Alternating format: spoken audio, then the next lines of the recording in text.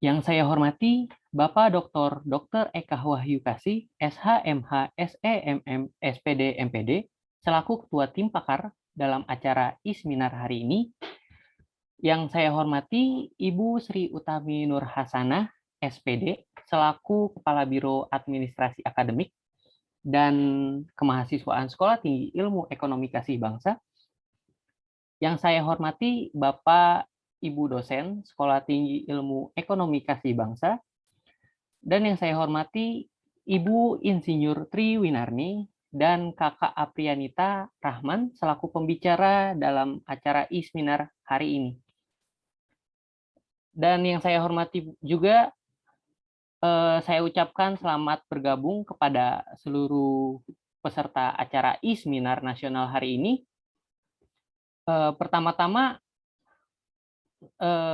Yang pertama-tama, marilah kita panjatkan puji dan serta syukur kita kepada kehadirat Tuhan Yang Maha Esa.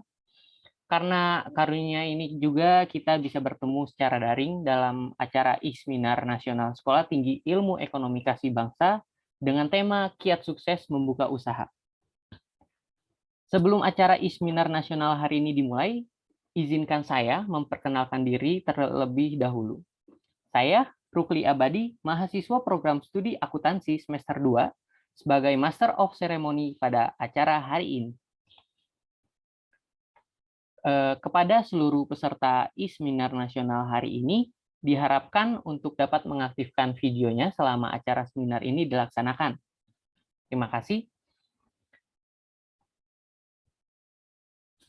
Baiklah, selanjutnya saya akan membacakan susunan acara pada hari ini, yaitu yang pertama pembukaan, yang kedua menyanyikan lagu Indonesia Raya, yang ketiga sambutan oleh Ketua Tim Pakar Sekolah Tinggi Ilmu Ekonomi Kasih Bangsa, yang keempat pemaparan materi terkait tema Kiat Sukses Membuka Usaha, yang kelima tanggapan oleh Ketua Tim Pakar, yang keenam sesi tanya jawab, yang ketujuh penyerahan sertifikat kepada pembicara dan moderator, dan yang kedelapan penutup dan sesi foto bersama.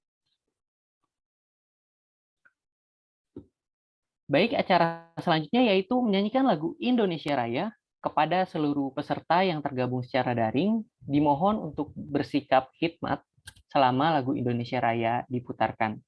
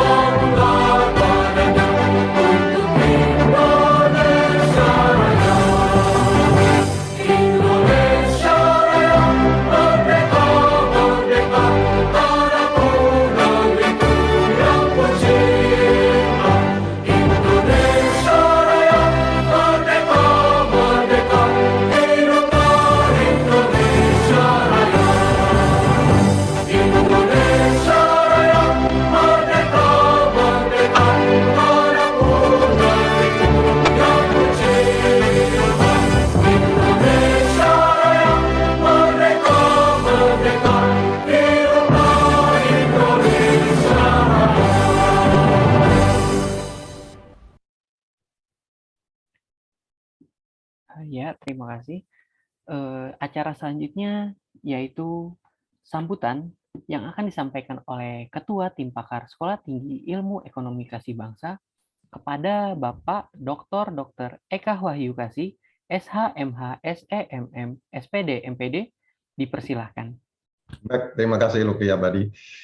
Yang saya hormati Ketua Sekolah Tinggi Ilmu Ekonomi Kasih Bangsa, Ibu Ruslaini SEMM. Yang saya hormati Bapak Ibu dosen SD Kasih Bangsa ataupun dari perguruan tinggi lainnya. Yang saya hormati narasumber atau speaker kita hari ini, yaitu Ibu Insinyur Tri Winarni. Beliau adalah pendamping UMKM dan pemilik dari Mak Olian. Dan yang kedua adalah Ibu Apria Nita Rahman. Beliau adalah pemilik dari Nita Event Organizer. Juga yang saya cintai mahasiswa kami, yaitu yang bertindak sebagai moderator, M. Arif Rahman, semester 2, akuntansi, dengan MC Rukli Abadi, juga semester 2 dari akuntansi. Mahasiswa-mahasiswi peserta I-Seminar Nasional SD Kasih Bangsa yang saya cintai, yang berasal dari berbagai perguruan tinggi di Indonesia, Bapak Ibu peserta I-Seminar SD Kasih Bangsa hari ini dengan tema Kiat Sukses Membuka Usaha yang merupakan I-Seminar Nasional SD Kasih Bangsa seri ke-52. Assalamualaikum warahmatullahi wabarakatuh. Shalom, Namo Buddhaya, Om Swastiastu, salam kebajikan, Rahayu, Rahayu, Rahayu, salam sehat, dan salam Indonesia buat kita semua. Marilah tiada henti-hentinya kita panjatkan puji syukur kehadirat Tuhan Yang Maha Esa, bahwa pada hari ini, Sabtu 14 Agustus 2021, pada tepat jam 2, kita bisa berkumpul di acara yang strategis di I-Seminar ini dalam keadaan sehat walafiat. Bapak Ibu sekalian dan mahasiswa-mahasiswi peserta I-Seminar, hari ini I-Seminar diselenggarakan oleh mahasiswa-mahasiswi semester 2 yang mengikuti mata kuliah inkubasi bisnis, di mana kampus SD Kasih Bangsa memiliki kurikulum inkubasi bisnis 3 semester, yaitu level 1, level 2, dan level 3, dengan berakhir di skripsi mereka, yaitu mewajibkan mereka harus melakukan analisa kelayakan untuk mendirikan perusahaan rintisan, karena visi misi SD Kasih Bangsa bukan hanya mencetak sarjana atau lulusan yang otomatis telah mendapatkan pekerjaan sebelum mereka lulus, yang telah selama ini adalah semester 5 100% telah bekerja. Tetapi 2 tahun belakangan ini SD Kasih Bangsa telah merubah visinya, yaitu ingin mencetak millennials entrepreneurs untuk membantu pemerintah mengatasi pengangguran, sekaligus mereka mampu menciptakan lapangan kerja bagi rekan-rekan mereka yang lain yang setelah lulus ingin mencari kerja. Dan setiap mata pelajaran, khususnya inkubasi bisnis, setiap kelompok mahasiswa yang terdiri dari 3 orang atau 4 orang wajib menyelenggarakan minimal 1 I-Seminar Nasional, di mana mereka semua wajib mencari narasumber sendiri, menjadi moderator, menjadi MC, membuat flyer, teaser, dan lain-lain sampai melaksanakan.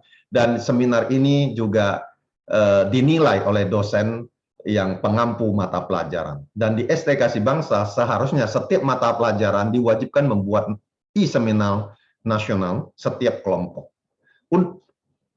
Hal ini semata-mata SD Kasih Bangsa menginginkan agar setiap mata kuliah seluruh mahasiswa bukan hanya mendapatkan ilmu pengetahuan dan pengalaman berharga dari dosen pengampu mata kuliah, tapi minimal mereka bisa mendapatkan 10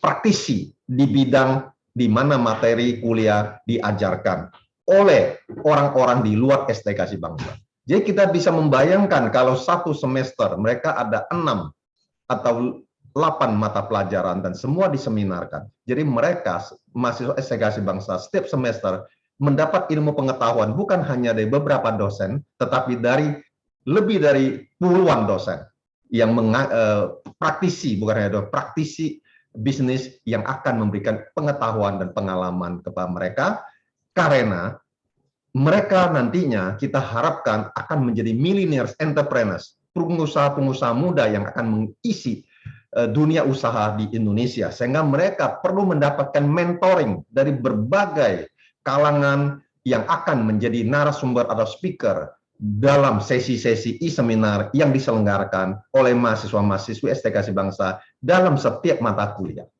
Dan semoga apa yang mereka lakukan juga bermanfaat bagi mahasiswa-mahasiswi dari berbagai perguruan tinggi lainnya yang dengan setia terus mengikuti e-seminar nasional STKC Bangsa yang hampir setiap minggu dilaksanakan 2-3 kali e-seminar dari STKC Bangsa.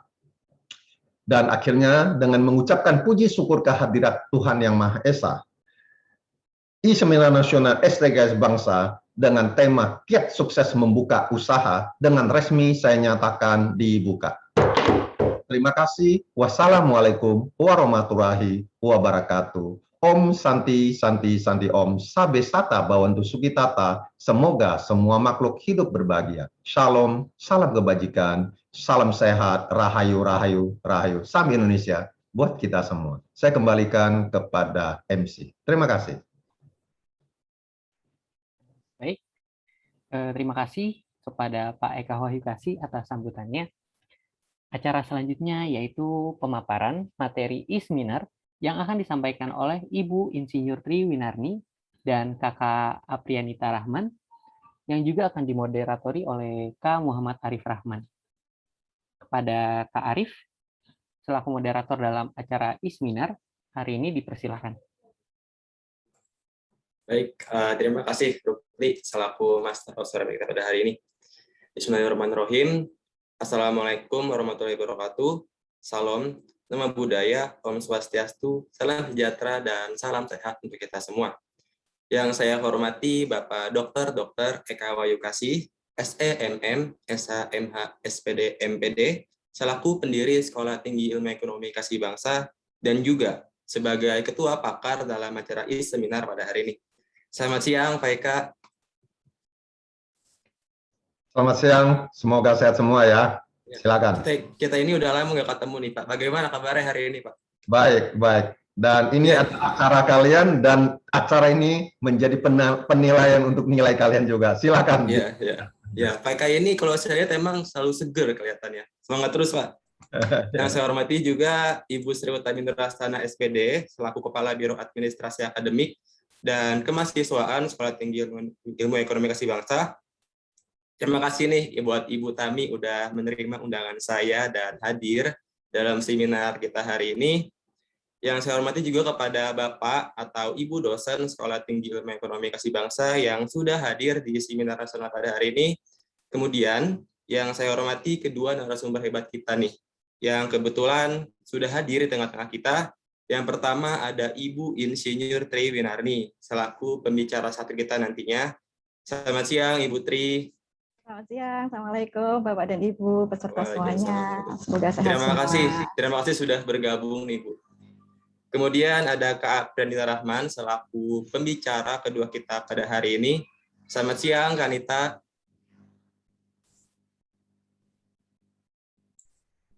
Selamat bergabung juga nih Kak buat Kanita. Lalu tidak lupa juga kami mengucapkan selamat bergabung kepada seluruh peserta yang hadir di acara e-seminar nasional kali ini dengan tema Kiat Sukses Membangun Usaha. Saya harap kita semua dalam keadaan sehat walafiat. Amin, amin, ya rabbal alamin. Sebelumnya izinkan saya memperkenalkan diri. Saya Muhammad Arif Rahman, mahasiswa Program Studi Manajemen Sekolah Tinggi Ilmu Ekonomi Kasih Bangsa semester kedua sebagai moderator dalam acara e-seminar nasional pada hari ini. Baiklah, kepada seluruh peserta, apabila nanti di sesi tanya jawab memiliki pertanyaan nih, maka bisa disampaikan melalui room chat dan nanti akan saya bacakan untuk dijawab oleh kedua narasumber kita. Sekali lagi, panitia berharap agar seluruh peserta dapat mengaktifkan videonya selama acara ini berlangsung. Terima kasih. Tibalah kita pada inti acara pada hari ini, yaitu pemaparan materi oleh narasumber hebat kita dalam e-seminar pada hari ini. Sebelum kita masuk ke materi, saya mau kenalin dulu nih narasumber utama kita hari ini. Ada Ibu Insinyur Tri Winarni. Halo Ibu.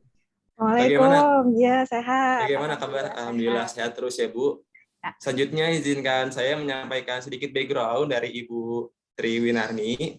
Beliau adalah owner dari Maolan. Maolan itu merupakan kepanjangan dari makanan olahan. Bukan hanya itu, beliau sekarang juga menjadi pendamping bagi UMKM yang saat ini ada di beberapa organisasi besar seperti Masyarakat Standar DPW Jatim, pada SIE Pengembangan UMKM, Sekretaris Indonesia Council for Small Business Malang Raya, pendamping khusus UMKM Yayasan Harvin Gosari di Gresik. Ibu Tri juga merupakan mentor pada Mikro Mentor Program Mercy Corp Indonesia. Ibu Tri juga merupakan relawan Garda Transbumi Jawa Timur serta fasilitator dan pendamping daerah BPOM. Sebenarnya pengalaman Ibu Tri ini banyak sekali, teman-teman. Ini kalau saya bacakan satu-satu bisa sampai sore ini. Jadi ini bakalan seru sih. Mungkin teman-teman udah pada nggak sabar nih buat ngedengerin pemaparan atau sharing-sharing materi dari Ibu Tri Winarni. Baik, kepada Ibu Tri saya persilakan untuk pemaparan materinya. Silakan Ibu. Baik, terima kasih. Bismillahirrahmanirrahim. Assalamualaikum warahmatullahi wabarakatuh. Salam sejahtera bagi kita semua. Om Swastiastu, Namo Buddhaya, salam kebajikan bagi kita semua. Yang pertama, monggo sama-sama kita panjatkan puji syukur kehadirat Allah Subhanahu wa taala yang sudah limpahkan kepada kita kesehatan yang luar biasa. Sehingga pada pagi hari ini, saya nggak mau bilang siang ya. Kalau siang tuh kita ngantuk. Jadi kita bilang pagi hari ini kita ada dalam kondisi sehat walafiat. Yang kedua, saya sampaikan terima kasih kepada panitia yang sudah menggandeng saya untuk sampai di tempat ini, sehingga saya ada di antara panjenengan semua, dan kita menjadi saudara. Yang terhormat, saya sampaikan kepada yang terhormat Bapak Dr. Eka Wahyu, SEMM, SHMM, SPD, MPD, selaku founder dan Bapak dari seluruh Sivitas Akademika STIE Kasih Bangsa, beserta staf yang sudah mengizinkan saya untuk turut bergabung dalam kegiatan hari ini. Memang kondisi pada saat ini luar biasa ya, pandemi 1,5 tahun kita sudah lalui, tapi belum menampakkan yang signifikan bahwa ini akan berhenti 1-2 bulan lagi. Kita masih harus hati-hati. Banyak sektor yang sudah terpuruk karena adanya pandemi ini. Maka luar biasa kalau STIAD menghadiahkan kepada kita semua, sebentar ya, menghadiahkan kepada kita semua sebuah e-seminar yang luar biasa, di mana harapan kita adalah e-seminar ini akan menjadi solusi bagi kondisi sekarang. Banyak sekali orang yang tidak bekerja, kemudian banyak sekali lulusan yang harus bingung mencari pekerjaan kemana. Nah, harapannya adalah ini akan menjadi solusi bagi kita semua. Baik, sebentar saya share screen-nya. Oke.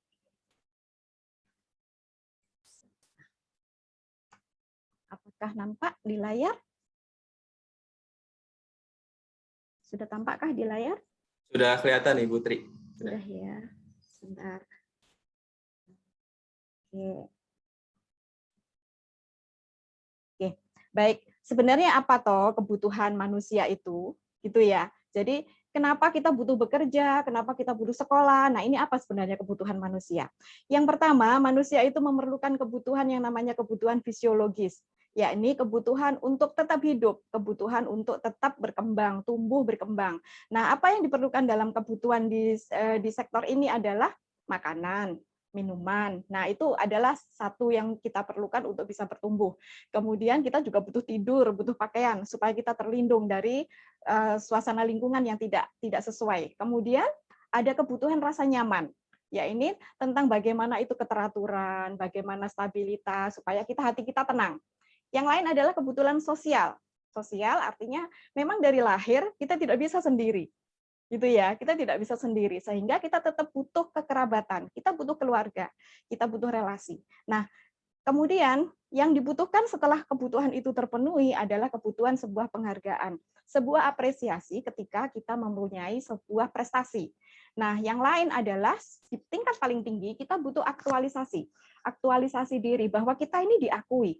Ini loh mempunyai karya yang baik untuk banyak orang. Kemudian seperti itu. Nah, lalu dari mana kita akan mendapatkan, sebentar ya, screen saya nggak jalan, bentar ya.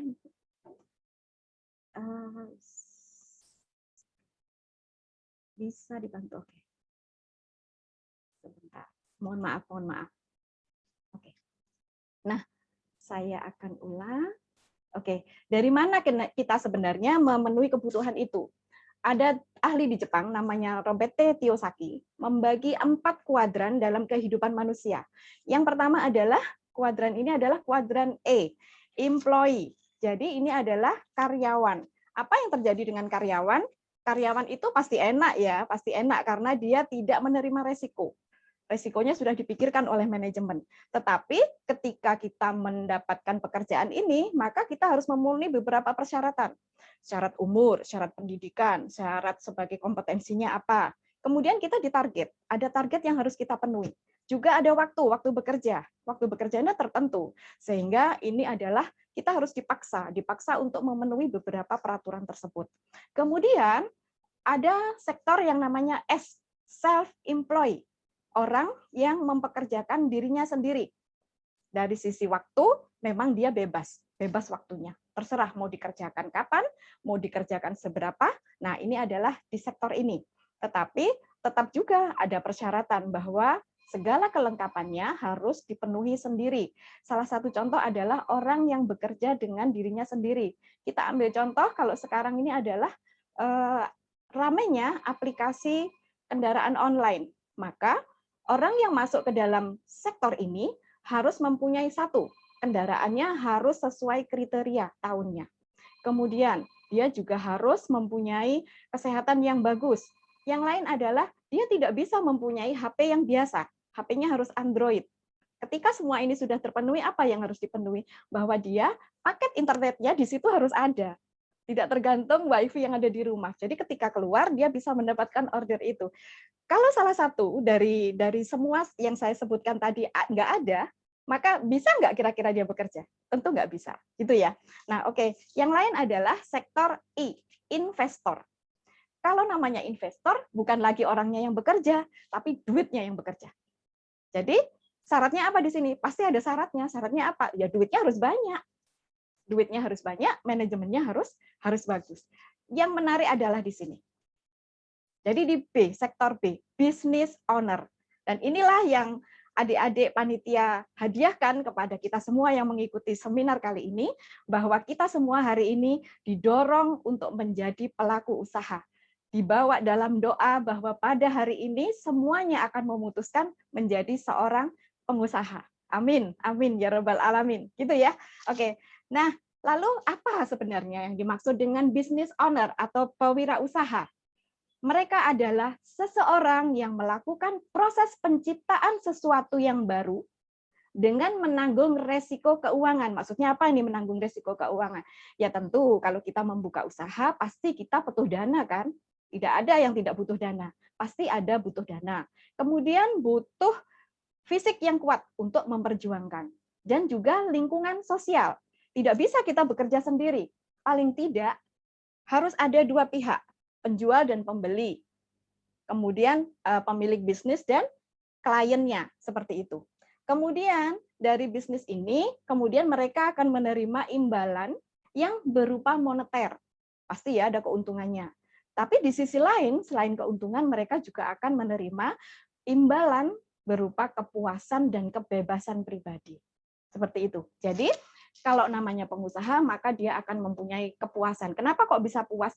Ya, asal dia sudah terturuti ininya ya, keinginannya. Aku mau capai di sini. Nah, itu sudah tercapai berarti dia sudah puas. Tapi dia akan terus kejar terus sampai dengan maksimal seberapa dia akan bisa memenuhi kebutuhannya tersebut. Lalu dari mana kita mau usaha? Kita nih ngomongin hari ini semua harus jadi pengusaha. Tapi dari mana kita mau jadi pengusaha gitu ya? Oke, saya buka satu-satu. Dari mana kita akan dapat peluang, namanya peluang usaha. Yang pertama, setiap orang pasti punya hobi. Betul nggak? Pasti betul. Itu ya. Nah, hobi itu bisa kita kembangkan dan bisa menjadi usaha. Kita ambil contoh, coba kita lihat. Oke, ini adalah pekerjaan sulit. Membuat barang-barang seperti ini pekerjaan sulit. Kalau nggak hobi, nggak jadi. Coba saya dikasih kayu. Sampai sebulan tetap akan jadi kayu, karena saya nggak bisa. Oke, yang lain adalah seperti ini. Ini kelihatannya hanya mencanting, tapi ini butuh ketelatenan, butuh hobi. Kalau nggak hobi, nggak passionnya, dia nggak bisa. Yang lain adalah ini, kerajinan ini. Kerajinan ini skalanya skala ekspor. Nggak banyak laku kalau di dalam negeri, tapi lakunya di luar negeri. Nah, ini dikerjakan oleh orang-orang yang punya hobi luar biasa. Apakah hanya ini? Enggak, ternyata. Kita semua punya HP. HP itu dari HP itu kita bisa foto. Kalau spesialis fotografi itu kita kembangkan, itu akan bisa jadi duit yang banyak. Ini dari hobi. Kemudian apalagi yang bisa kita jadikan peluang untuk pekerjaan? Yang lain adalah permintaan ternyata. Nah, zaman pandemi 1,5 tahun ini, yang namanya alat-alat kesehatan, masker, dan lain-lain luar biasa laris. Teman-teman binaan, teman-teman dampingan saya itu, yang jualan kue, yang jualan camilan, hampir semuanya pindah ke masker. Jadi, begitu pandemi, diambil peluangnya, apa yang bisa dikerjakan dari situ. Gitu. Nah, kemudian yang lain apa yang tumbuh ketika pandemi? Semua orang WFH. Semua orang maunya di rumah. Kalau di rumah kondisinya begitu-begitu aja, bosen. Coba sekarang lihat, amati. Setiap rumah pasti ada tanaman. Pasti ada tanaman. Karena apa? Ya sambil ngisi waktu, ini ya tanamannya dirawat seperti itu ya. Sehingga bisnis tanaman, bisnis pot-pot seperti ini menjadi sangat laris. Baik itu secara offline maupun secara online. Yang lain apa? Nah, sekarang 17-an nih. Agustus ya, Agustus ini sudah menjadi tren di negara kita, bahwa ketika bulan Agustus tiba, mulai tanggal 1 semua sudah pasang bendera. Nanti mulai tanggal 5 semuanya sudah pasang umbul-umbul seperti ini, sehingga bisnis ini menjadi sebuah bisnis yang luar biasa. Lalu apa lagi yang bisa menjadi bisnis? Pendidikan. Pendidikan kita bisa menjadi bekal bahwa kita bisa melakukan sebuah usaha. Kita bayangkan yang kita lihat ini adalah adik-adik SMK tata busana. Apa yang bisa mereka kerjakan? Kita tidak akan pernah tahu kalau suatu saat mereka akan bisa menjadi desainer seperti ini. Berapa ini harga bajunya? Berapapun pasti akan dibayar oleh pembeli. Kalau mereka memang menyukainya. Itu efeknya kalau kita bekerja di seksi bisnis yang ini ya, seni. Maksud saya gitu, seni. Jadi kalau dia suka, berapapun harganya, pasti dia akan ambil. Kemudian yang sekolah SMK montir seperti ini, sekolah mesin ya, bismillah, mudah-mudahan suatu saat punya bengkel yang besar. Ini yang dari kecil, mulai senang memasak. Mudah-mudahan nanti punya resto yang besar, punya sekolah chef yang besar, seperti itu ya. Ini adalah salah satu rumah kopi. Rumah kopi di Jawa Timur yang mulanya dia hanya membuka warung kopi. Ternyata dia terus belajar kopi. Akhirnya dia bisa menjadi fasilitator atau narasumber untuk kopi, sehingga dia membuka usaha kopi ini. Nah, apa yang akan tumbuh di sini? Bahwa murid-muridnya yang sudah lulus dari sini, dia akan buka warung kopi. Kemudian akan tumbuh lagi sekolah kopi seperti itu. Sehingga barista sekarang ini menjadi sebuah profesi yang sangat luar biasa. Gitu ya. Oke. Yang lain adalah apa ya yang lain? Karena bingung. Orang itu bisa jadi pengusaha karena bingung. Kok bisa bingung? Gitu ya. Kok bisa bingung jadi pengusaha? Sering kita lihat tumpukan kayu begini. Di Malang tuh ada namanya Gatra Mapan, dia usahanya mebel. Tumpukan kayu begini ini menjadi hal biasa, hanya diambil untuk kayu bakar. Tetapi coba kita bayangkan. Kalau sudah kita susun rapi seperti ini, berapa duitnya? Berapa profit yang kita dapatkan? Kemudian yang lain adalah ban. Ban begini, ban ini kalau masih 1 kali, 2 kali masih bisa divulkanisir, ditambal batiknya. Tapi kalau sudah lama, dia tidak bisa. Maka yang harus kita lakukan adalah membuangnya. Di mana membuangnya? Tidak bisa dibakar. Maka ini adalah salah satu solusi bahwa ban bisa dipakai untuk yang seperti ini. Yang lain adalah kayu ini. Kayu hanya tumpukan kayu-kayu yang bonggol-bonggol yang nggak bisa dipakai. Maka oleh orang-orang kreatif bisa menjadi karya seni yang begitu mahal. Ini kualitasnya ekspor semuanya. Nah, yang lain adalah tomat. Saya ambil hanya tomat, tapi kita tahu bahwa hasil pertanian itu sifatnya mudah busuk. Dan jeleknya lagi, panennya barengan. Sehingga ketika pada musim, tidak ada musim, maka barang ini meskipun mahal mau dibeli, tapi nggak ada yang dibeli. Tapi ketika dia musim, panen semua, maka yang terjadi adalah petani malas memanen. Kenapa kok bisa gitu? Sudah panen tapi nggak diambil. Kenapa? Karena ongkosnya jauh lebih mahal daripada hasil yang dia dapat ketika dia menjual hasil panenan itu. Seperti itu. Nah, yang lain adalah ketika melalui tangan-tangan kreatif, maka tomat-tomat itu bisa menjadi kurma tomat yang masa simpannya bisa 6 bulan, harganya bisa mahal.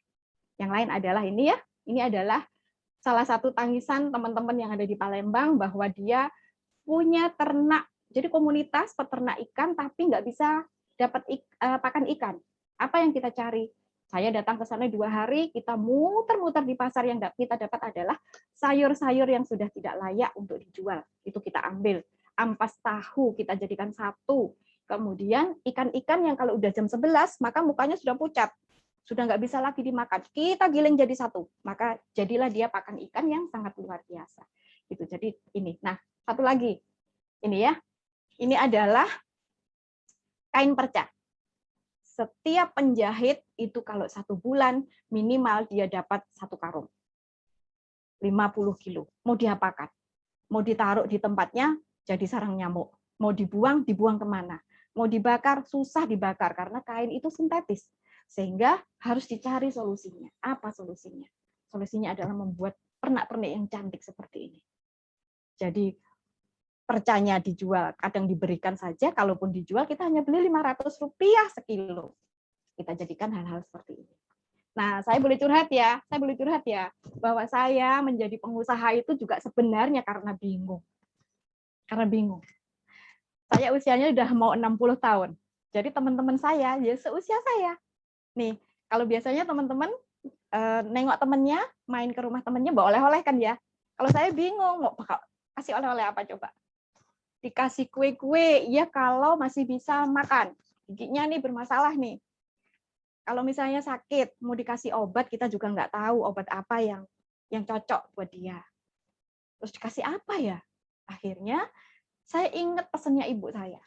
Ibu pernah cerita bahwa, Dok, namanya bawang, iku sakjane obat. Dok, namanya bawang, itu sebenarnya obat. Obat segala obat. Tapi dari kecil sampai dengan saya tua ini, yang ada di pikiran saya adalah bahwa ketika makan obat, 1 pedes. Yang kedua, nggak enak nih sisanya. Ketika kita sudah selesai nelan pun nggak enak, getir. Terus ketika sudah selesai makan, ternyata orang-orang di sebelah saya yang makan itu, bau keringatnya minta ampun. Gitu. Nah, alhamdulillah saya kebetulan orang teknologi pangan, jadi saya mencoba. Bawang ini kita fermentasi.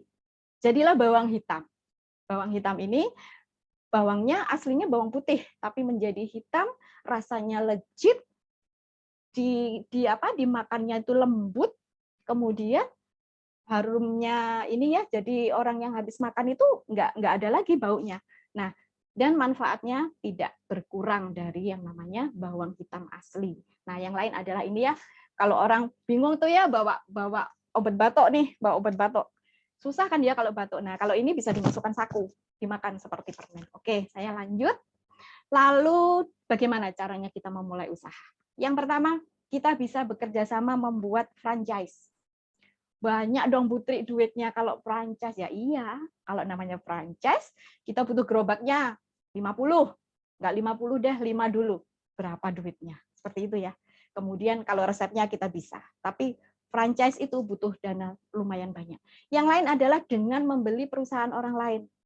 Supaya murah, apa yang kita cari? Ya perusahaan yang sakit. Jangan beli perusahaan yang sehat. Nggak mampu kita beli. Tapi perusahaan yang sakit. Nah, syaratnya apa? Ya kita harus pintar untuk menyembuhkannya dari sakitnya itu. Tapi yang paling gampang adalah usaha dari sini. Perintis usaha baru kecil-kecilan dulu. Kemudian nanti kita bisa besarkan. Seperti itu. Lalu apa langkahnya yang harus kita lakukan? Ada langkahnya yang harus kita lakukan. Yang pertama, saya berharap semuanya hari ini semuanya memutuskan untuk menjadi pengusaha. Tanpa niat yang kuat, kita nggak akan bisa. Jadi didahului dengan niat yang kuat, bahwa kita memutuskan untuk hidup di zona mana. Itu yang pertama. Yang kedua, kita kembangkan ide. Kembangkan idenya dari mana? Yang pertama adalah kita lihat sekeliling kita. Jangan membuat usaha karena pikiran kita. tapi buatlah usaha karena kondisi di sekeliling kita. Satu, apa yang dibutuhkan oleh masyarakat sekitar kita.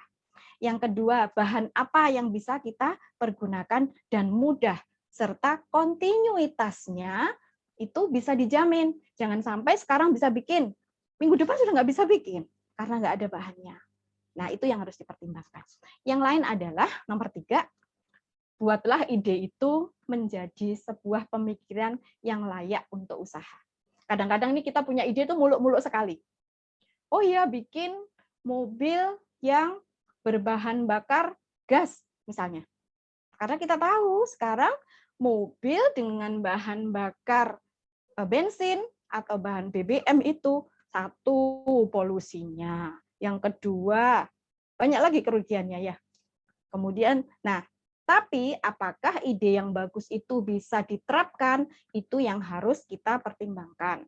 Kalau misalnya kita membuat mobil dengan bahan baku gas, bahan bakar gas, maka keuntungan yang kita dapat adalah polusinya hampir tidak ada. Tetapi pertanyaannya, apakah stasiun pengisian gas sudah tersedia? Apakah infrastrukturnya untuk itu sudah ada? Sehingga pertanyaan selanjutnya adalah, apakah mau pelanggan itu menunggu kita menyiapkan itu semua? Itu ya. Jadi itu, dan itu tidak bisa kita siapkan sendirian karena itu butuh beberapa sektor, beberapa pilar, termasuk pilar dari government. Seperti itu kebijakannya. Oke. Dan yang keempat, ketika kita sudah menetapkan satu sektor ini ya usaha, maka kita harus menjalankan usaha itu sungguh-sungguh dan mengembangkan usaha itu dengan kompetensi yang dimaksimalkan. Dimaksimalkan itu artinya apa? Ngoyo kita maksimalkan. Nggak bisa kita usahanya setengah-setengah. Contoh, kalau kita mau usaha, misalnya kita mau usaha keripik pisang gitu kan, ya keripik pisang. Semua orang bisa menggoreng keripik pisang, itu bisa, pasti bisa. Tapi ketika diangkat, apakah gorengan itu hasilnya sama rata warnanya? Itu pertanyaan. Jadi yang pertama, potongannya disamakan dulu, sehingga sama digoreng. Ketika masuk di gorengan, maka hasil keluarnya adalah sama, karena sama tipisnya. Kemudian kita cek lagi, apakah rasanya sudah betul? Apakah kemasannya itu sudah memenuhi permintaan konsumen? Dan yang lain adalah, konsumen kita ini sekarang pintar. Semuanya dilihat, ada nggak ya PIRT-nya? Ada nggak ya halalnya? Nah, itu yang harus kita maksimalkan. Selain itu, maka orangnya, kita pelaku usaha, itu juga harus menambah kompetensi. Sehingga kita benar-benar mendalami usaha itu. Seperti itu. Susah nggak jadi pengusaha? Nggak susah ya, nggak susah. Kalaupun dibilang susah, maka kita bisa pinjam ATM. Waduh, ATM-nya siapa ini yang mau dipinjam gitu ya? ATM-nya siapa yang dipinjam? ATM kita sendiri. Nggak boleh pinjam orang lain, karena ATM tidak untuk dipinjamkan. Gitu ya. Apa itu ATM? ATM adalah sebuah prinsip bahwa kita boleh loh membuka usaha itu dengan meniru orang lain. Kita mengamati, kemudian kita meniru, terus kita modifikasi supaya lebih bagus. Begitu. Kita ambil contoh. Sudah biasa ya kalau kita lihat orang jual buah begini, sudah biasa ya. Lalu ketika beli, di wadahlah kresek begini. Sehingga ketika kita mau menghadiahkan kepada teman, kepada bapak dosen, misalnya ini sowan kepada bapak dosen karena waktu itu hari Natal misalnya. Masa mau bawa kresek begitu? Malu kan ya. Nah, maka ini adalah satu pilihan bahwa buah-buah yang ada di kresek itu bisa dipindah menjadi buah-buah yang cantik. Dan ini bisa dijual. Tidak hanya kita menghadiahkan kepada seseorang, tetapi ini bisa kita jual. Kalau misalnya nih pelanggannya, kalau cuman kayak gitu ya murah itu. Saya punya anggaran yang lebih. Gimana caranya? Ya oke, pasang saja petawaran bahwa kalau ini harganya sekian, kalau yang model ini harganya sekian, kalau yang model ini harganya sekian. Sehingga mereka punya pilihan. Nah, sekarang nih zamannya zaman online, sekolahnya online, seminar proposalnya online. Yang kasihan tuh wisudanya online. Ya Allah, wisudanya online gitu ya. Nah, karena semuanya online, biasanya kita kan seneng ya hadiahkan kepada teman-teman ini Selamat ya, sudah sukses sempronya. Selamat ya, sudah sudah apa yang kita berikan. Ya, kita bisa berikan hanya begini saja. Boneka kecil sebenarnya. Sebenarnya ya boneka kecil, tapi di wadahnya cantik. Kemudian, kita bisa apa lagi? Yang seperti ini hanya balon. Lalu yang di bawahnya itu hanya kue yang dijual 2.000-an. Tapi kita tata cantik. Dan ini bisa jadi duit. Kita bisa berikan kepada orang, tetapi kita bisa tawarkan kepada teman-teman yang lain. Ini waktunya sempro nih, siapa ini teman-temannya? Nah, kita tawarin seperti itu. Ini adalah peluang usaha yang sangat luar biasa. Saya hanya berikan satu contoh saja, gitu ya. Oke, jadi kita ini harus mengamati sebuah fenomena yang ada di sekitar kita. Kemudian kita tiru kelebihannya, kita buang kekurangannya. Tambahkan atau modifikasi dengan kreativitas baru kita. Jadi yang namanya usaha kreatif tidak melulu harus menciptakan ide yang benar-benar baru. Enggak ada yang maksa gitu.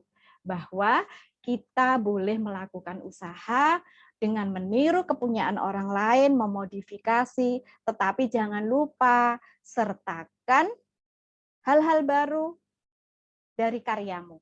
Sehingga kita ini ada di situ, kita bukan plagiator, tapi kita usaha karena kita sudah modifikasi, gitu ya.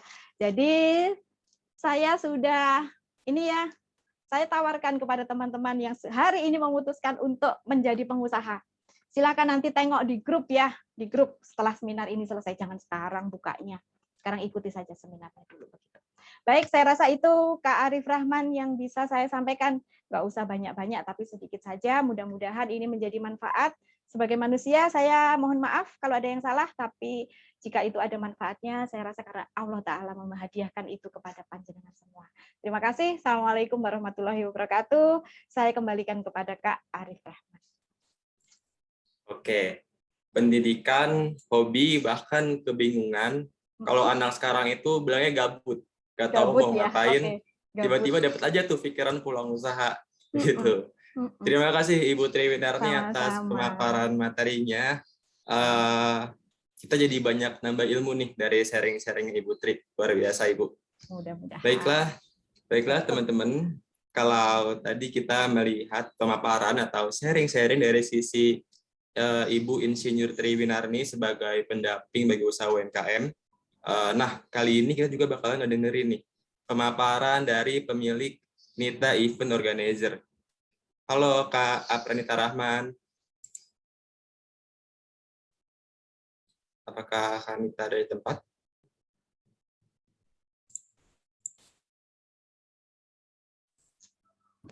Ya, halo, selamat sore.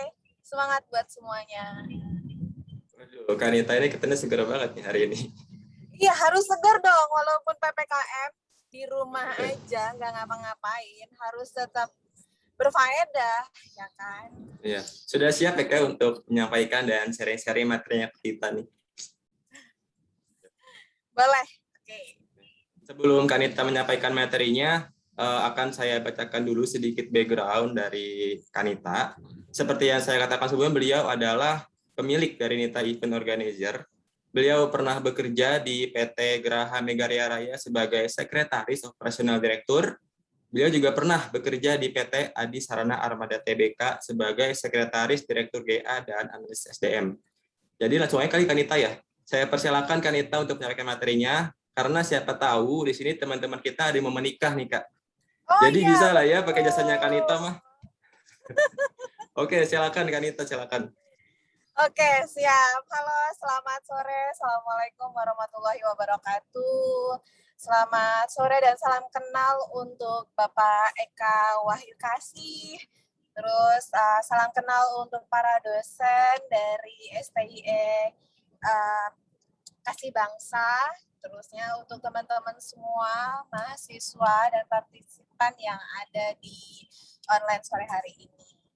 Baik, tadi dari Bu Tri. Oh iya, Bu Tri juga. Selamat sore Ibu. Tadi dari Bu Tri juga sudah. Iya Ibu. Tadi dari Bu Tri juga sudah banyak banget ternyata ya ilmunya yang kita dapat, pemaparannya yang luar biasa, beliau sangat senior dan banyak sekali ilmu yang bisa kalian garap tentunya, seperti itu.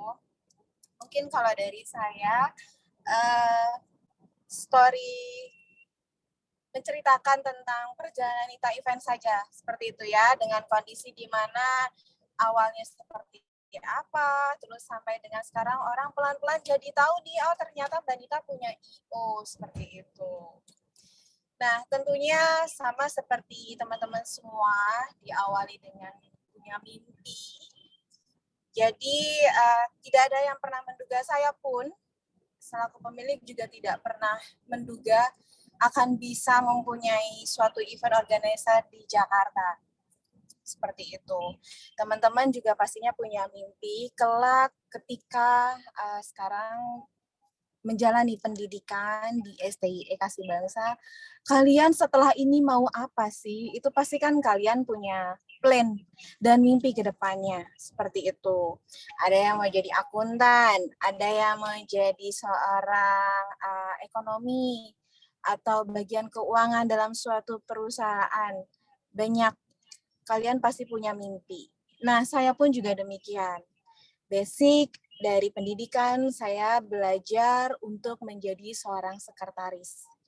Yang mana saya hobi sekali mengatur, bertemu dengan orang banyak, seperti itu. Terusnya bernegosiasi, meeting. Jadi basic-basic seperti itu saya senang.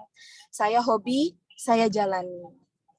Ketika melakukan pendidikan di suatu universitas di Jakarta untuk menjadi seorang sekretaris, pada saat melakukan pendidikan tentunya saya punya mimpi, saya kelak mau banget nih untuk menjadi seorang sekretaris profesional yang orang harapkan tentunya di suatu perusahaan besar di Jakarta. Dan ternyata Tuhan mengijabah itu. Saya diperkenankan untuk bisa merealisasikan hasil ilmu saya waktu saya menjalankan pendidikan itu di suatu perusahaan. Banyak culture, banyak orang yang saya temuin. Tentunya di perusahaan tersebut. Bukan hanya satu perusahaan, tapi ada beberapa perusahaan yang sudah saya singgahi dengan banyaknya karakter-karakter orang yang saya ketemui. Dan di situ saya mencoba untuk tentunya di awal itu mencintai. Apa yang ketika kalian suka, apa yang ketika kalian impikan, itu kalian cintai, semuanya rintangan tentunya pasti kalian bisa hadapin. Mau yang kecil, rintangan secara internal, kadang kita punya rasa malas. Terus ada rasa titik jenuh. Karena ketika bekerja, bangun pagi, terus sudah gitu harus ke kantor, 1 kali 8 jam kalian di depan komputer seperti itu, pasti ada rasa titik jenuh. Mau sampai kapan saya seperti ini? Gitu. Dan ketika sudah di tahap titik jenuh, akhirnya saya berpikir, mau sampai kapan ya saya mengikuti kehidupan saya yang sekarang, bekerja dengan orang banyak, menemui banyak karakter, terus sesudah itu banyak sekali rintangan yang dihadapi. Yang paling membuat jenuh sebenarnya adalah 1 kali 8 jam, bahkan lebih karena harus lembur, semisal kalau misalnya diminta lembur, nah itu pasti ada rasa titik jenuhnya. Hobi yang tadi sudah Putri informasikan di pemaparan beliau itu menjadi salah satu tips kalian untuk bisa buka usaha, itu benar. Kenapa? Karena hobi saya itu tipenya pengennya ngobrol gitu, ketemu orang, menceritakan apa yang kondisinya sekarang selama pandemi ini, apa yang dihadapi. Nah itu pokoknya seneng banget ngobrol, intinya seperti itu. Jadi bisa dibilang bisa masuk nih ke sales gitu kan.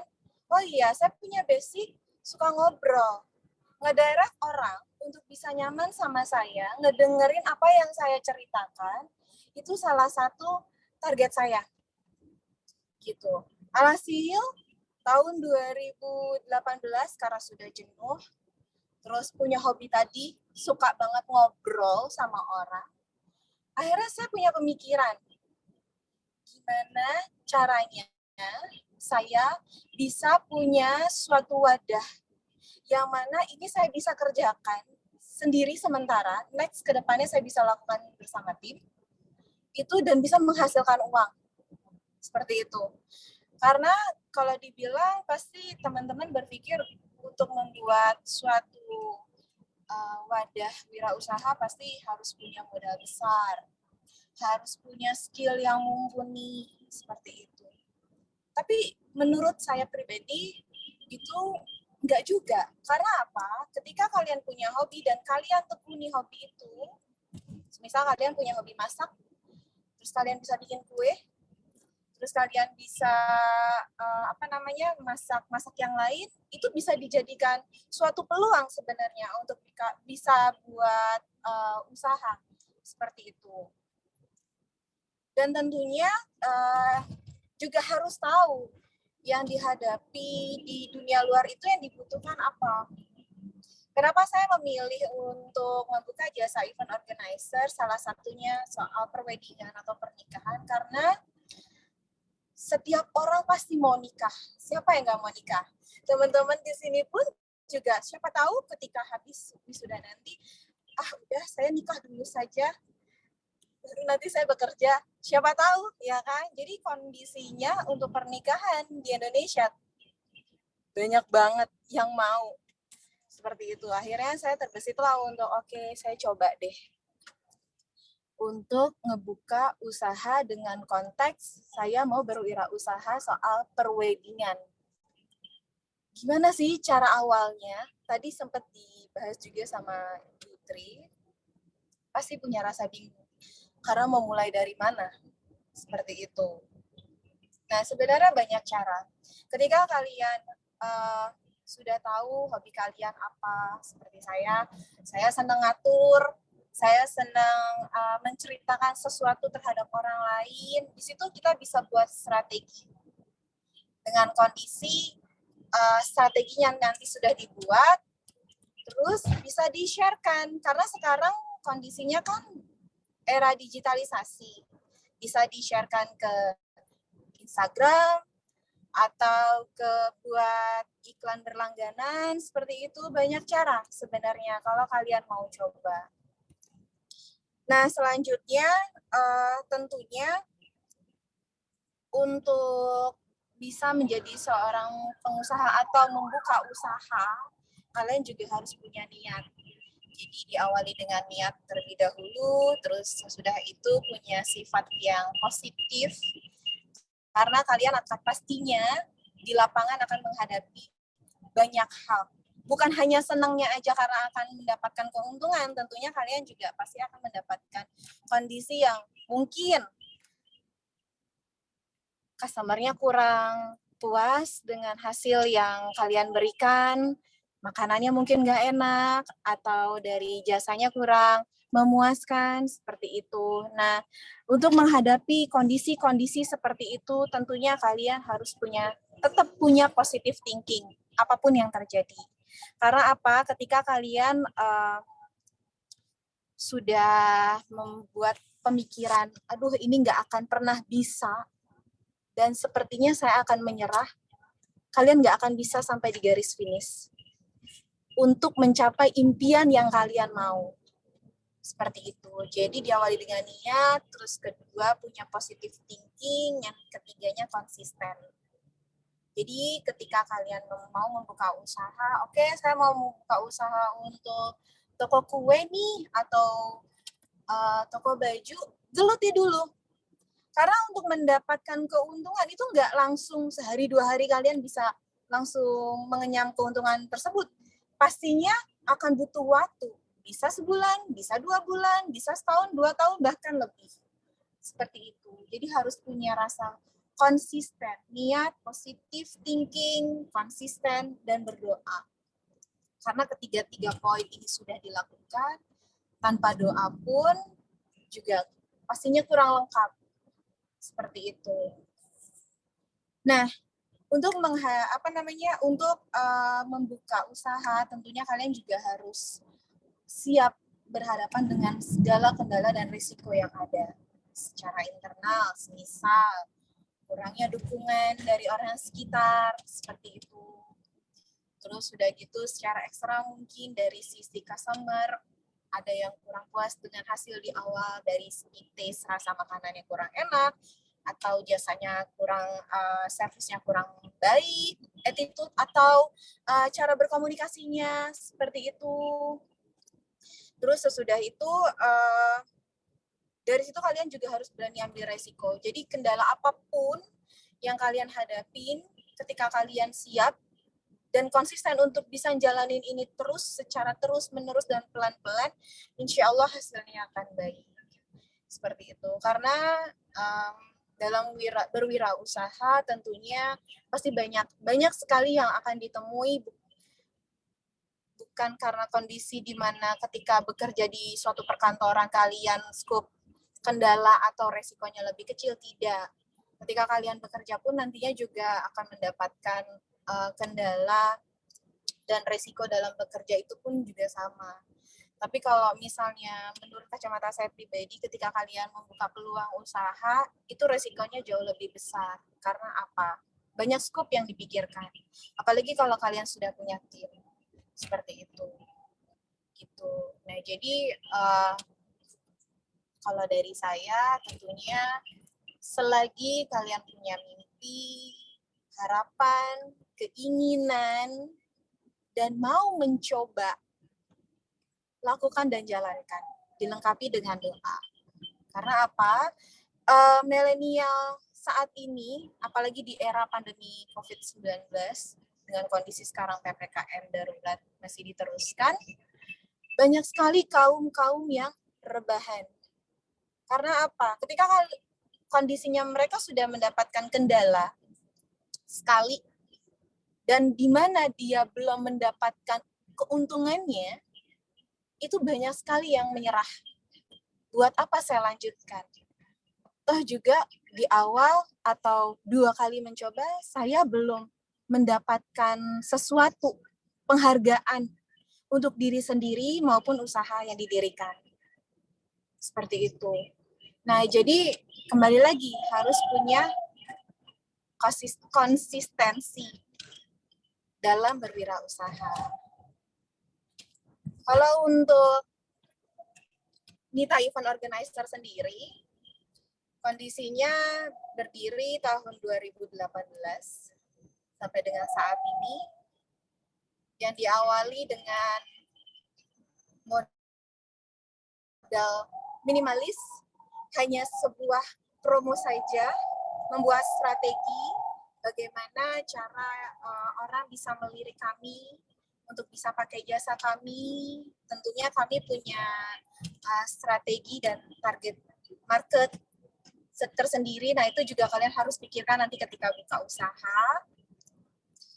Terus dilihat juga kondisi masyarakat saat ini pada saat era pandemi COVID, mereka mau menikah, tapi pasti punya rasa kesulitan, entah dari sisi persiapannya, seperti itu. Nah, itu kami pun di sini tentunya membantu. Jadi harus punya rasa helpful juga ketika kalian berwirausaha. Seperti itu. Bagaimana sih untuk bisa mengetahui orang kita tuh punya usaha loh, banyak cara. Yang tadi sudah saya informasikan di awal tentunya. Seperti saya, bagaimana orang bisa tahu kalau saya punya jasa wedding organizer, seperti itu. Ya, salah satunya dengan digital. Banyak sekali ya, bisa Instagram atau YouTube, membuat konten seperti itu. Terusnya membuat iklan berjalan di Instagram. Terus dari omongan ke omongan, karena ya omongan ke omongan dari orang yang sudah pernah memakai jasa kami dan mereka puas, itu juga sangat berpengaruh terhadap pangsa pasar yang tentunya nanti kami temui. Yang kedua adalah target kami dalam sisi penjualan, seperti itu. Terus sesudah itu kondisinya sampai dengan saat ini banyak sekali tentunya yang dihadapi, yang karakter manten yang A, B, C, D, F, G, ada yang baik, ada yang median, seperti itu. Nah, itu juga belajar psikologis secara nggak langsung, menghadapi mereka harus dengan penuh sabar, terus sudah gitu dengan rasa perhatian, kepedulian, jadi membuat mereka untuk bisa nyaman sama kita, sama saya dan tim, sama kalian tentunya nanti kalau misalnya kalian mau membuka usaha, harus membuat orang nyaman terlebih dahulu. Seperti itu. Nah, tipsnya kalian tetap harus punya niat, positive thinking, konsistensi terhadap apa yang mau kalian lakukan. Ketika kalian menghadapi kendala, jangan menoleh lagi ke belakang, teruslah berjalan. Bermimpilah setinggi-tingginya, selagi mimpi itu gratis, nggak bayar. Jadi bermimpilah, karena semua bermuara dari mimpi. Ketika sudah ada mimpi, harapan dan keinginan, membuat strategi, coba dan lakukan. Itu sih Kak Arif.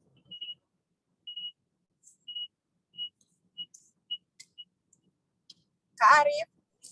Oke, Kanita, sudah selesai? Sudah. Oke. Oke, keren banget dari Kanita. Jadi Kanita ini keluar dari zona nyaman dan mencoba untuk membuka usaha, begitu kayak. Oke, terima kasih atas penyampaian materinya nih Kanita. Seru-seru. Ya, sama-sama. Seru banget hari ini kita dapat materi dari dua narasumber yang udah keren-keren banget. Oke, teman-teman, berhubung kedua narasumber kita sudah menyampaikan materinya, sekarang boleh nih buat teman-teman yang ada pertanyaan, bisa ditaruh di kolom chat. Nanti pertanyaannya akan saya bacakan. Tapi sembari menunggu teman-teman pertanyaan dari teman-teman, sekarang kita dengerin dulu nih bagaimana tanggapan dari Ketua Tim Pakar kita. Kepada Pak Eka Wahyukasih, saya persilakan Pak. Baik, terima kasih Arif. Terima kasih kepada Ibu Tri Winarni dan terima kasih juga kepada Ibu Apriyanita Rahman yang telah memberikan pengalaman dan ilmu pengetahuan kepada seluruh mahasiswi yang ikut Seminar Nasional STKC Bangsa pada siang hari ini. Nah, semoga apa yang telah Ibu dua narasumber ini paparkan akan menjadi inspirasi, motivasi, dan sekaligus menumbuhkan kreativitas dan inovatif dari para peserta e-seminar yang hadir pada siang hari ini. Terima kasih. Dan saya ingin menanggapi apa yang telah disampaikan oleh kedua narasumber yang tentu sangat baik. Pertama kepada Ibu Tri Winarni yang mengingatkan kita bahwa kalau ingin memulai sesuatu, jangan terlalu pusing memikirkan atau bingung, tetapi ya pakailah ilmu ATM, amati, tiru, modifikasi. Nah, dan tadi Ibu Tri telah memberikan contoh-contoh bagaimana tomat yang banjir di pasaran kalau panen itu bisa diolah menjadi masa lifetime-nya bisa 6 bulan, sisa kayu bisa diolah menjadi nilai ekonomisnya makin tinggi, onggokan kayu bisa menjadi patung, kain perca bisa menjadi banyak pernak-pernik yang bisa bernilai tinggi. Nah, dari situ para mahasiswa peserta e-seminar, kalian harus belajar seperti yang telah dikasih contoh oleh Ibu Tri Winarni. Misalnya nih, kalian harus melatih intuisi kalian, kreativitas kalian, dan inovatif kalian dengan cara tiap hari latihan. Misalnya nih, seperti contoh dari Ibu Tri, kalian melihat kain perca, kalian harus dengan cepat memikirkan kain perca ini, coba sebutkan 10 manfaat kain perca yang bernilai ekonomi lebih baik. 10 saja, kau bisa 100 lebih baik. Maka kalau dalam semenit kalian bisa sebut 10 atau dalam 1 jam bisa 100 manfaat kain perca yang kalian tulis, maka dari 100 itu kalian bisa saring tinggal 10, tinggal 3, bahkan tinggal 1 yang paling nilai ekonomisnya paling tinggi dan yang paling bisa kalian laksanakan dan paling mudah dijual. Sehingga langsung kalian mendapatkan ide bisnis yang kalian saring dari salah satu benda yang tidak bermanfaat. Demikian juga kalau kalian lihat buah-buahan yang bakal busuk di masa panen, buah apa saja. Kalian coba tulis 10 manfaat buah atau 100 manfaat buah olahan. Apa yang bisa diolah supaya ini nilainya lebih tinggi, lebih panjang lifetime-nya, dan kalian bisa laksanakan itu tentu dengan teman-teman kalian. Nah, kalau seperti kayu juga, kalian sebutkan kayu bekas kayu 100 atau 10, 20 manfaat kayu yang bisa diolah sehingga menjadi nilai yang nilai ekonomis lebih tinggi. Kalian pilah, kalian seleksi lagi, tinggal 2 hal yang paling gampang kalian bikin, kalian lakukan. Sehingga apapun yang ada di lingkungan kalian, benda apapun yang kalian lihat, kalian langsung dengan cepat menulis 10 manfaat. Seperti koran bekas tergeletak di hadapan kalian. Apa yang bisa digunakan koran bekas? Oh, buat bungkus kacang, buat ini, buat itu. Sebutkan 10, bahkan 100 kertas-kertas bekas, koran bekas yang bisa kalian naikkan menjadi nilai ekonomi yang lebih tinggi. Nah, dengan cara ini setiap hari kalian latihan, dalam setahun kalau kalian latihan terus, kalian lihat apa saja, intuisi kalian, kreativitas kalian, itu terasah sekali. Kalian akan berubah menjadi orang-orang yang berbeda dibandingkan orang lain. Itulah cara latihan bagaimana meningkatkan kreativitas seseorang dengan lebih mudah. Seperti kita latihan matematika. Dulu, zaman kami, dulu dengan Ibu Tri, itu kalau kita bicara matematika berhitung, kita tuh menghafal perkalian sampai sekian banyak dan semua dalam bentuk, nggak ada kalkulator, nggak ada apa, itu kita hafal, tiap hari dipaksa hafal, sehingga di luar kepala kita bisa berhitung, lebih cepat hitung kita. Jadi kalau saya negosiasi sama bisnis orang yang lebih muda yang memakai kalkulator, saya selalu lebih cepat dari orang-orang. Kalau mereka baru hitung, saya bilang oke, mau nggak? Mereka kaget, karena kita terbiasa menghitung lebih cepat. Nah, kalau kalian melatih diri, ya, ingin menjadi millionaires, entrepreneurs yang lebih hebat, latihlah kreativitas ini seperti yang saya kasih tahu. Apapun yang kalian lihat, sekarang kalian lihat di samping kalian ada apa? Nah, sebutkan 10 manfaat aja dari barang itu yang bernilai ekonomi. Terus. Nah, kalau dalam semenit kalian mampu sebutkan 10 dengan cepat, itu udah hebat. Kalau dalam 1 jam, tentu kalian bisa menjadi 100. Bayangkan 100 ide dari suatu barang bekas menjadi barang bernilai ekonomis. Itu luar biasa. Sehingga kalian tidak akan susah lagi berbicara bagaimana membuka usaha. Karena usaha itu udah di depan kalian semua loh. Di depan mata kalian semua. Dan itu bisa menjadi usaha yang hebat. Dengan cara melatih. Nah, SD Kasih Bangsa itu dengan kelas inkubasi bisnis seperti ini adalah melatih kalian. Bukan hanya kreativitas yang tadi saya sebutkan, melatih diri kalian sendiri, tapi Kasih Bangsa akan membentuk kalian dengan ilmu pengetahuan. Bagaimana membuka perusahaan secara saintifik, secara benar, secara prosedural, dan supaya bisa sukses tidak bangkrut. Nah, ini salah satu hari ini juga adalah salah satu bagian dari itu, ada mendapat pengetahuan dari Ibu Tri dan Ibu Apri Yanita. Ya, itu adalah bagaimana berbicara kreativitas. Sehingga apa sih susahnya untuk menjadi seorang pengusaha? Kalau kalian dengan mudah sudah terlatih kreativitasnya.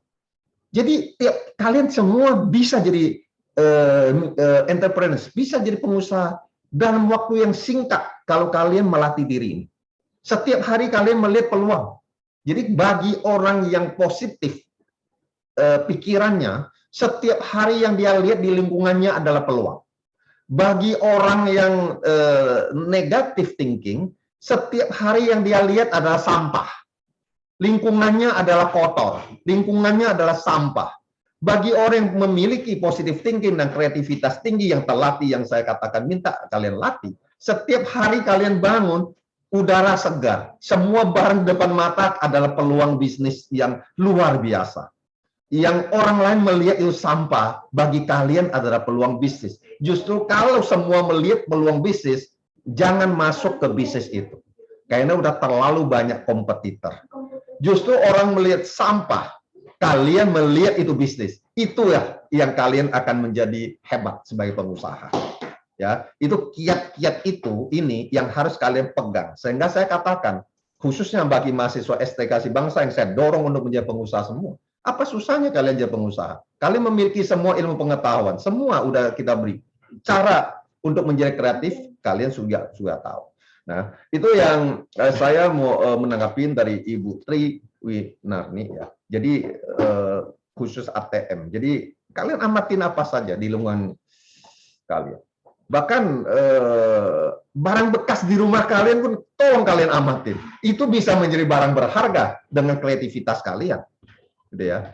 Nah, kemudian untuk Ibu Apriyanita, ya tentu Ibu telah memberikan dorongan motivasi kepada seluruh peserta bahwa Ibu dengan pendidikan sebagai seorang sekretaris bermimpi menjadi seorang sekretaris dengan di perusahaan besar telah Ibu raih, dan sekarang Ibu masuk dengan pengalamannya, dengan koneksitasnya, Ibu berani masuk dalam event organizer khususnya wedding, dan mudah-mudahan Ibu berhasil. Ini adalah suatu motivasi, akan memotivasi para peserta bahwa ya jangan takut.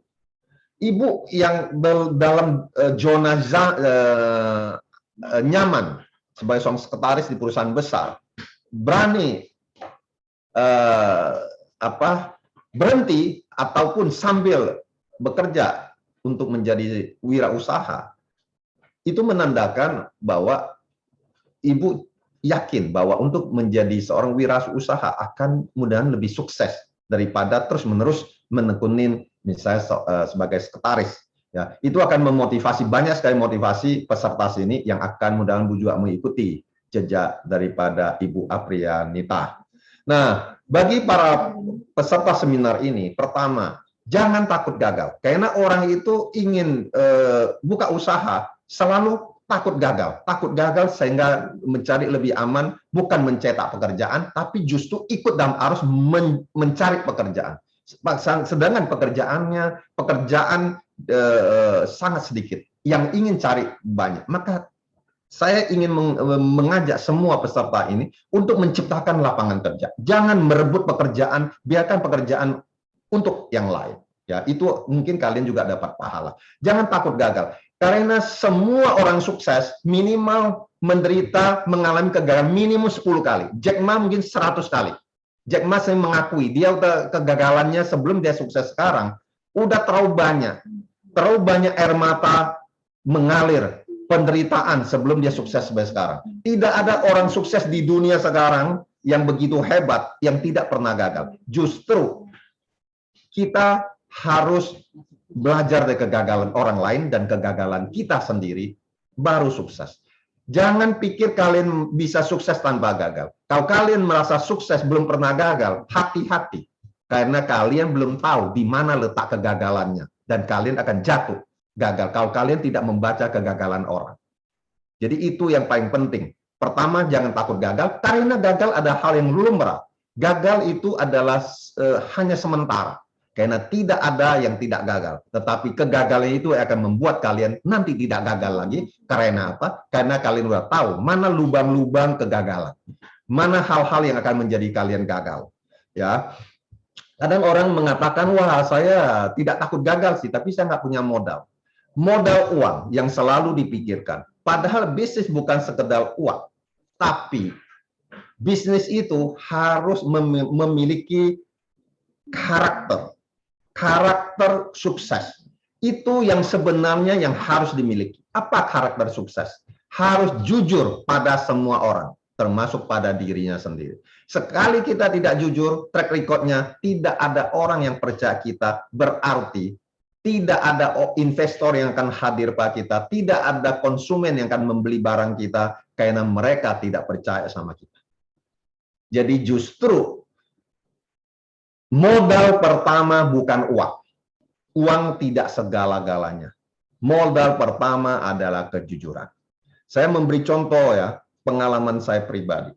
Saya masih muda, umur 20 lebih. Saya bisnis sesuatu yang cukup besar.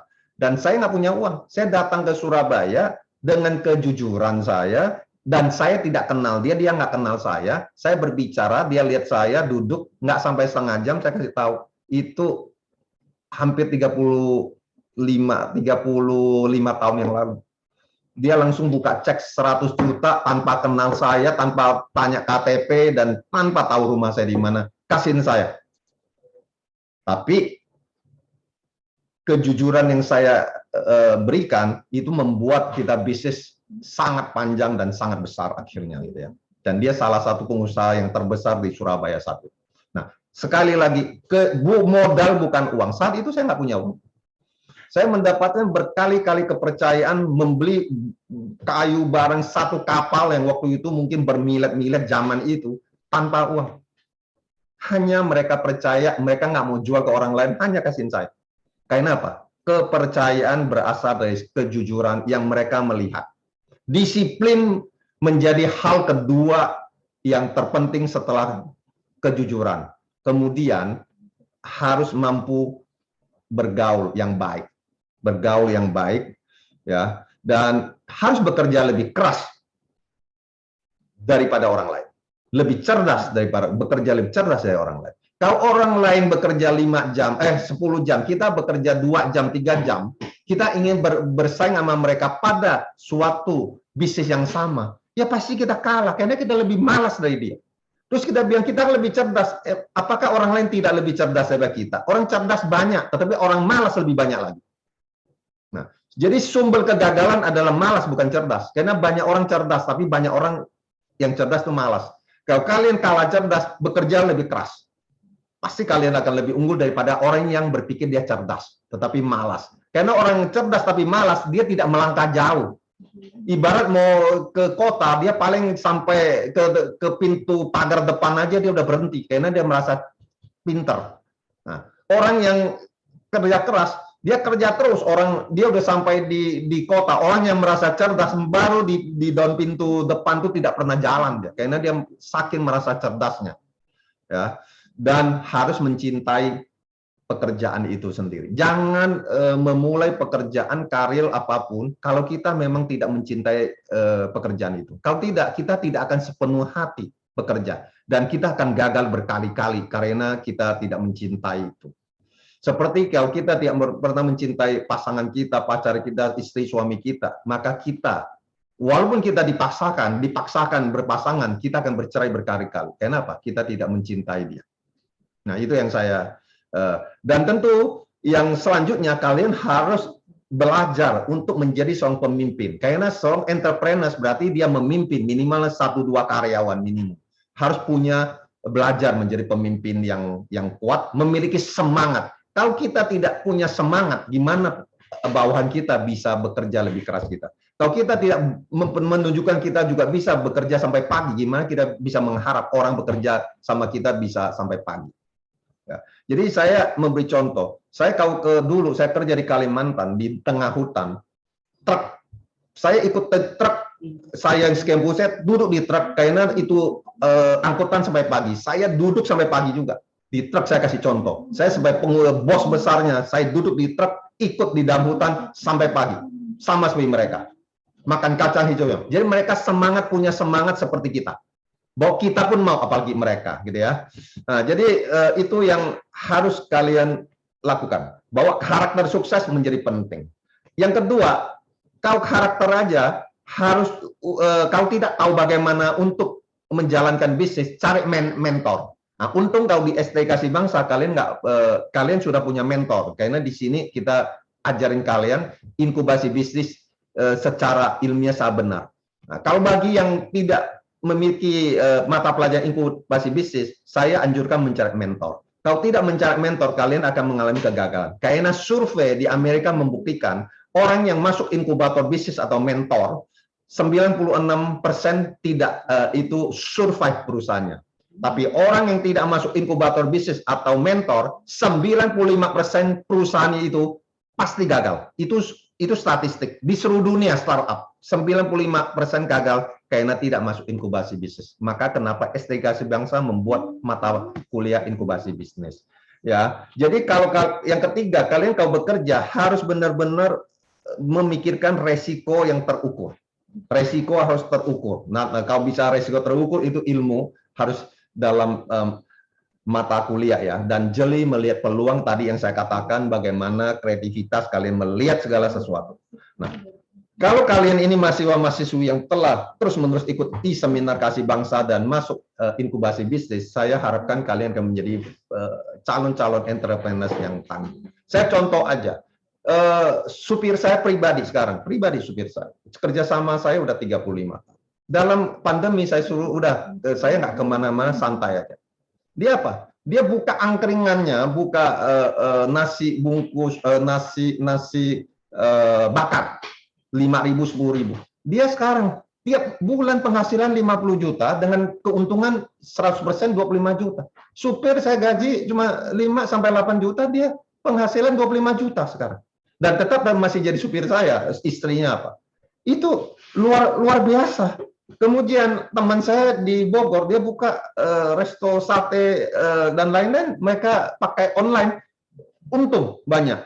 Dan anak kandung saya sendiri, dia selain sebagai pengusaha, dia karena dia hobi makan steak, dia bikin steak cuma Sabtu Minggu, dia mendapatkan minimum penghasilan tiap minggu 20 juta, minimum. Hanya Sabtu Minggu. Karena hobi, itu karena hobi. Tapi itu penghasilannya juga bagus. Dan ada teman saya juga, saya bilang, lihat di string kamu, wah ini banyak dus bekas-bekas orang jual. Udah, apa? Dia jual dus bekas yang bagus-bagus, dia online di Tokopedia. Jadi orang ingin membeli dus, beli sama dia dus bekas. Sekarang ramai dia jual dus bekas. Jadi untung juga. Dan teman kuliah istri saya di kedokteran, dia jual tas, sepatu, baju bekas mewah. Yang memang yang kalau dijual 100 juta, dia bekas 50 juta. Itu pun antri orang beli. Dan sekarang dia dapat banyak uang karena itu.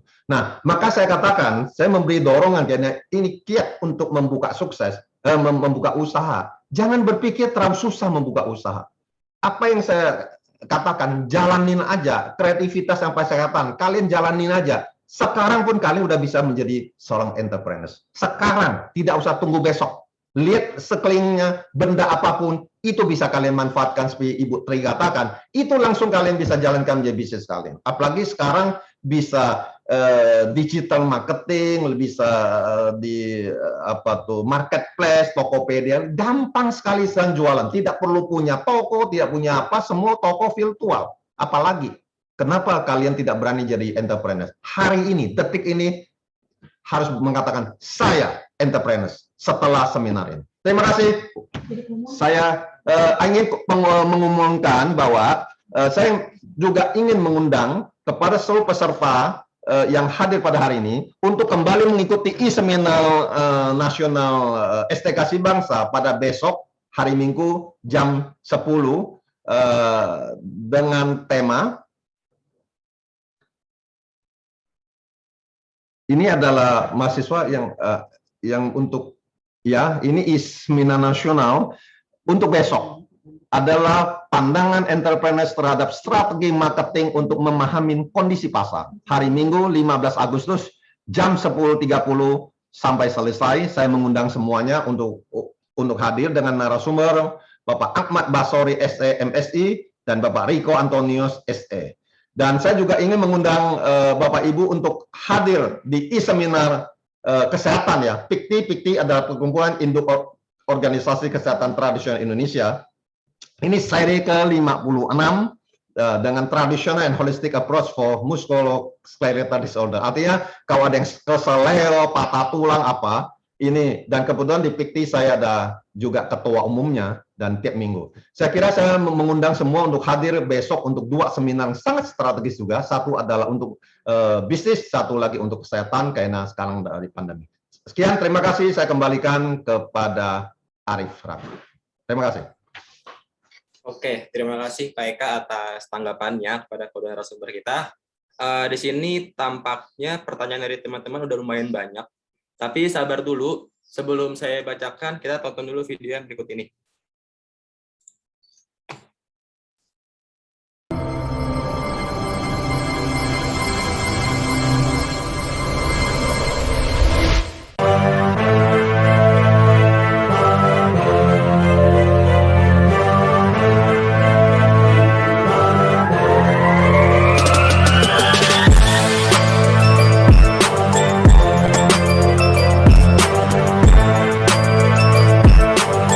Perkenalkan, nama saya Calvin. Saya sudah bekerja di salah satu perusahaan pertambangan terhitung sejak tanggal 1 Agustus 2019 setelah diangkat menjadi supervisor finance di perusahaan ini. Yang saya suka dari Stay Kasih Bangsa adalah bagaimana mereka menyiapkan anak didiknya, memiliki kualitas yang tangguh, pandai semuanya, attitude-nya baik sekali, dan kemudian dalam bekerja terlihat memang mereka lebih baik dari karyawan-karyawan lulusan dari universitas lainnya.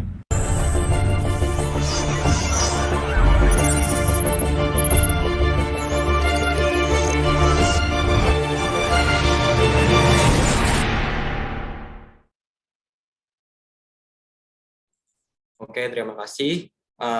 Akhirnya kita tiba di sesi tanya jawab. Buat Kanita sama Ibu Tri, saya rasa untuk bisa menjawab pertanyaan dari teman-teman yang sudah bertanya di kolom chat. Ini pertanyaannya sudah cukup banyak.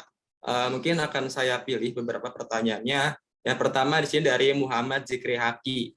Saya orangnya introvert. Bagaimana sih caranya agar kita selalu extrovert ke konsumen atau klien? Kalau kita sebagai pelaku usaha selalu introvert, terus pasti akan mengalami kerugian pada usaha. Nah, ini pertanyaannya Muhammad Zikri ini merupakan masalah nih bagi sebagian orang yang punya keberanian introvert, takut berbicara dengan orang, segala macam. Ini bagaimana nih tanggapannya? Siapa dulu? Ibu Tri, boleh? Oh, baik, terima kasih Kak Rahman. Jadi Mas Muhammad Zikri, tadi bertanya tentang bagaimana kalau pengusaha itu sifatnya adalah introvert. Nah, padahal apa sih introvert itu? Jadi introvert itu adalah bahwa dia suka diem, itu kan ya, dia nggak suka sosialisasinya, dia kurang, sehingga dia sukanya menarik diri, diem sendiri, kemudian dia mengerjakan segala sesuatu bagus sih, tenang, dia nggak keburu-buru, dia nggak pernah buru-buru. Orang introvert itu tidak pernah buru-buru, jadi dia tenang sekali. Nah, kemudian yang lain adalah dia terbiasa bekerja mandiri, sendirian. Nah, ini yang perlu kita tengok dari sifat yang seperti ini adalah bahwa kita ini akan menghadapi klien dengan berbagai macam karakter. Yang pertama, tentu kita punya klien yang cepat nih Bu, ini keburu ini Bu, besok sudah mau dipakai. Nah, masa kita, iya sabar, sebentar, nggak bisa kan ya. Tetapi kita harus tetap tenang memang. Namun ini harus kita sikapi, supaya dia nggak merasa bahwa kita melayaninya itu nggak sungguh-sungguh. Nah, jadi kita harus benar-benar kita layani, baik Pak, kita akan siapkan. Nah, seperti itu, hanya tinggal kita membiasakan diri saja. Kemudian bekerja mandiri itu ada untungnya, ada ruginya, tapi banyak ruginya. Bekerja mandiri itu biasanya kita nggak percaya sama orang lain. Semuanya kita kerjakan sendiri. Kalau saya boleh pakai istilah, saya punya istilah satu yaitu dirjen, direktur yang ijenan, sendiri, direktur yang sendirian. Jadi apa-apa dikerjakan sendiri, apa-apa dikerjakan sendiri. Apa kerugiannya? Ketika kita mempunyai pekerjaan yang banyak, dapat pesanan yang banyak, maka pertanyaannya adalah apakah bisa kita melayani dengan satu, tepat sesuai permintaan pelanggan. Yang kedua, tepat waktu. Saya rasa ini sulit. Sehingga sifat ini memang harus kita biasakan, kita kikis pelan-pelan. Tidak bisa memang karakter itu kita rubah seperti halnya kita langsung balik tangan, susah. Tapi ini harus kita pelajari, kita biasakan. Yakinlah bahwa kebiasaan kita, pelan-pelan kita membiasakan diri dengan orang lain itu juga akan bisa merubah sifat kita yang pendiam. Yakinlah bahwa karena itu sebuah tanggung jawab. Nah, ini yang membuat kenapa seorang pengusaha itu harus tanggung jawab. Karena dengan tanggung jawab, maka dia akan mengerjakan sesuatu itu dengan penuh percaya diri, dengan sebaik-baiknya. Nah, sebaik-baiknya ini adalah bagaimana kita melayani karakter klien yang bermacam-macam. Saya rasa itu, Kak. Terima kasih. Oke, terima kasih Ibu Sri. Untuk Kanita, bagaimana Kanita? Apakah ada tambahan ini terkait pertanyaan dari Muhammad? Bagaimana Kanita? Kalau saya mau ada sedikit tambahan, Kak Arif, untuk teman-teman yang mempunyai sifat introvert dengan kondisi mau berwirausaha. Nah, tentunya ini tidak mudah karena apa? Dari diri sendiri juga harus mau membuka diri untuk bisa percaya diri akan kemampuan diri sendiri dan mau mencoba untuk men-share-kan kepada orang terdekat seperti itu. Karena apa? Kalau dari diri sendirinya nggak mau coba untuk membuka, men-share-kan terhadap orang lain, pastinya sulit atau agak rumit. Seperti itu. Jadi tentunya dia harus mencoba untuk membuka diri agar bisa membentuk percaya diri. Oke, Kanita, terima kasih. Saya setuju sih sama Ibu Tri sama Kanita. Karena sejujurnya diri saya sendiri juga saya punya kepribadian introvert gitu. Saya ini lebih suka menyendiri daripada ngumpul-ngumpul. Terus kalau teman-teman nanya, kenapa kok saya bisa jadi moderator? Kan moderator kan berbicara dengan orang banyak gitu loh, tampil di depan orang banyak. Yang saya lakukan adalah saya memaksa diri saya untuk berani gitu loh. Saya keluar dari zona nyaman saya, makanya sekarang saya jadi moderator. Mungkin pertanyaannya bisa menjawab ya buat Muhammad Iki. Terus untuk pertanyaan selanjutnya di sini ada dari pertanyaan dari Muammar Iqbal. Bagaimana seorang yang awam yang tidak punya background bisnis bisa punya mimpi untuk menjadi pengusaha? Karena keseringan hanya sebatas wacana aja nih tanpa adanya action. Dan juga tahap awal apa yang harus dilakukan? Terima kasih. Mungkin siapa dulu yang mau menjawab? Silakan Ibu Tri atau Wanita. Boleh, oke. Terima kasih. Pertanyaan siapa ini tadi, Kak? Muammar Iqbal, Bu. Mana nih ya, Kak Muhammad Iqbalnya? Mana nih? Buka kamera dong. Oke, baik. Tadi disampaikan bahwa saya ini orang awam. Saya rasa semua orang awam ya. Semua orang nggak ada yang lahir dengan sudah dibekali langsung pinter. Nggak ada. Semua orang pasti awam. Jadi, lalu tahap apa yang harus kita lakukan ketika kita sama sekali nggak tahu? Ya sudah, kita nggak perlu cari yang jauh-jauh. Kita nggak perlu cari yang susah-susah. Maka tadi yang pertama adalah kita harus mengamati kita sendiri, di sekitar kita sendiri ada apa. Yang terutama adalah ketika orang membuat usaha, itu yang kita lihat pertama adalah bukan apa yang kita mau bikin atau apa yang kita suka, tetapi adalah apa yang dibutuhkan oleh orang lain.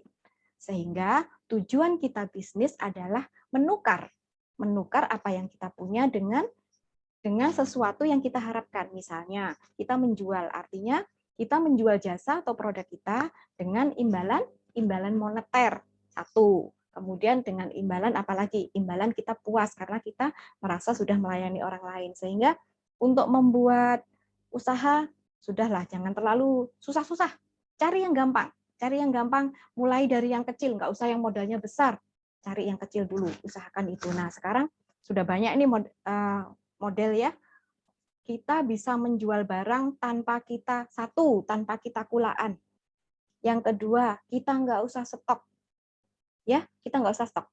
Kita hanya posting, kemudian orang akan memesan, dan kita langsung pesanan itu kita sampaikan kepada produsen. Kita nggak ngapa-ngapain, hanya posting tok. Seperti itu. Saya rasa kalau milenial, seperti panjenengan semua, sudah fasih sekali menggunakan sosial media untuk namanya cari duit. Gitu ya. Saya rasa itulah. Monggo. Terima kasih. Oke, Ibu Sri, terima kasih. Oke, bagaimana Kanita? Karena Kanita ini kan sebelumnya kan dari sekretaris, terus tiba-tiba terjun ke dunia bisnis nih Kanita. Bagaimana tanggapan dari Kanita nih? Tentunya pastinya ada rasa kemauan untuk coba iseng-iseng berhadiah.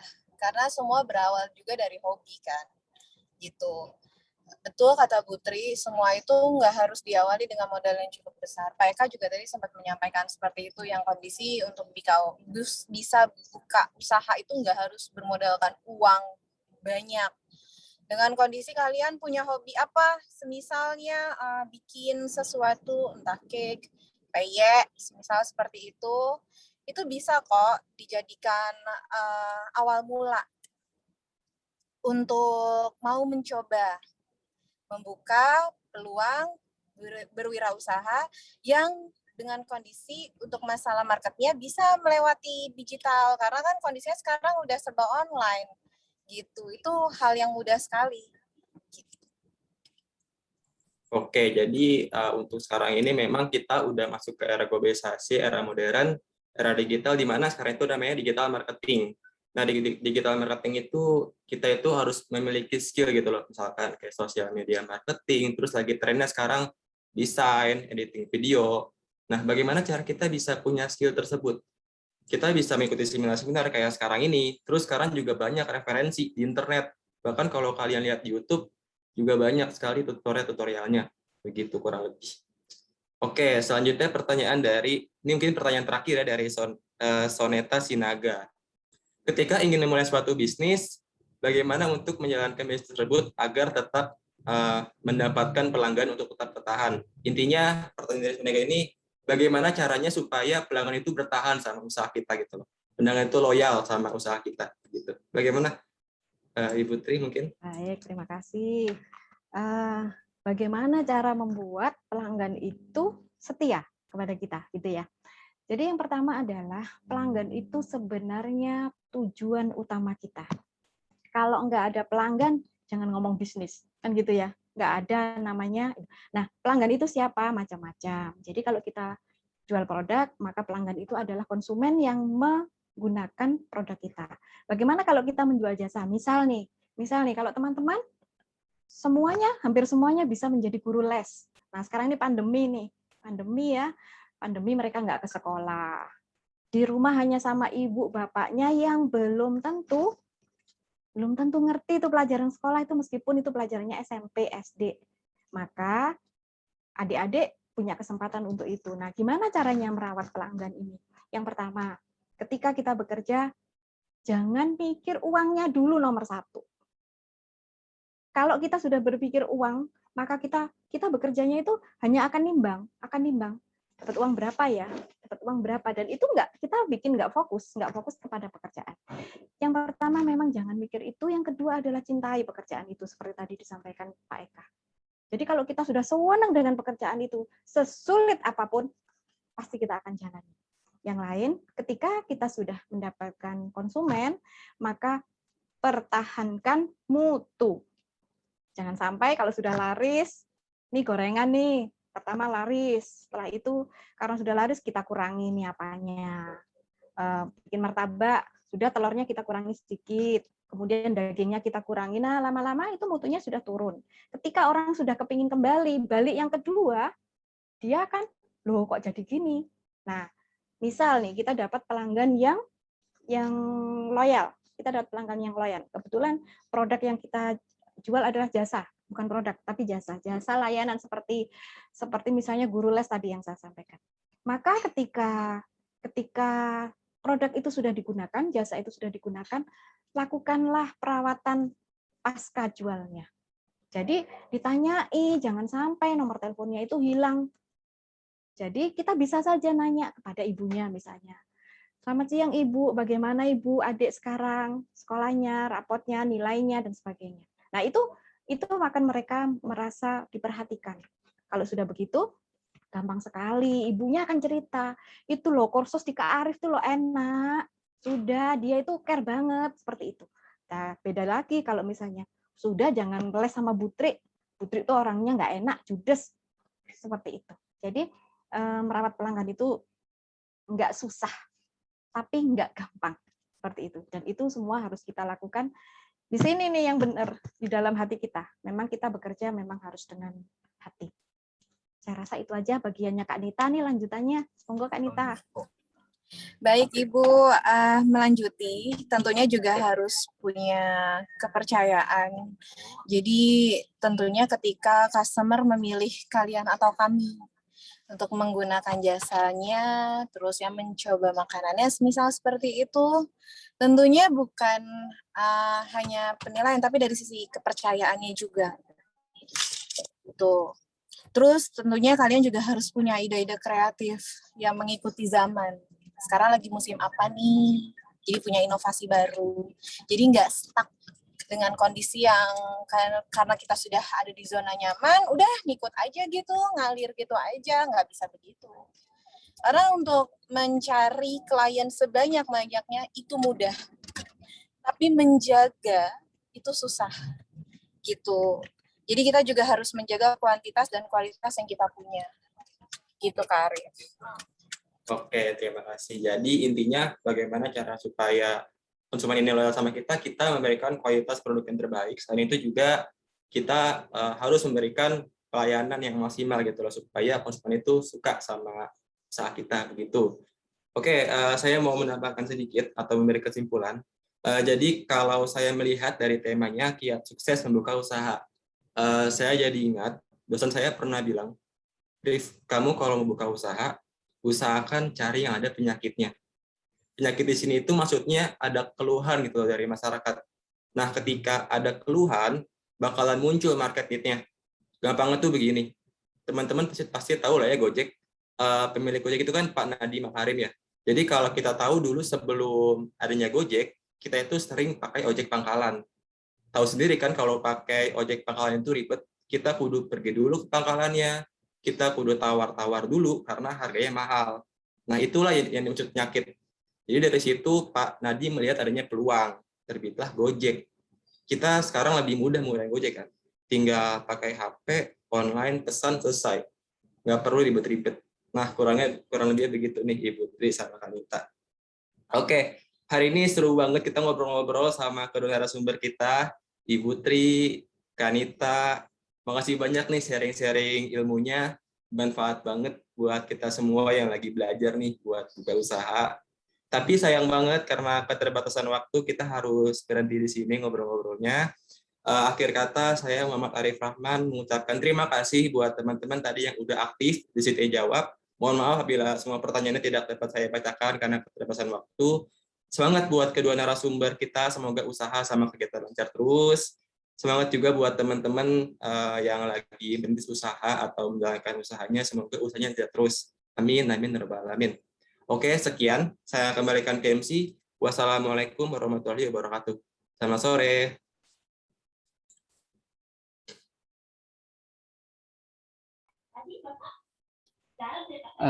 Baik, terima kasih Kak Arif. Dan terima kasih juga kepada Ibu Insinyur Tri Winarni dan Kak Aprianita Rahman selaku pembicara pada hari ini.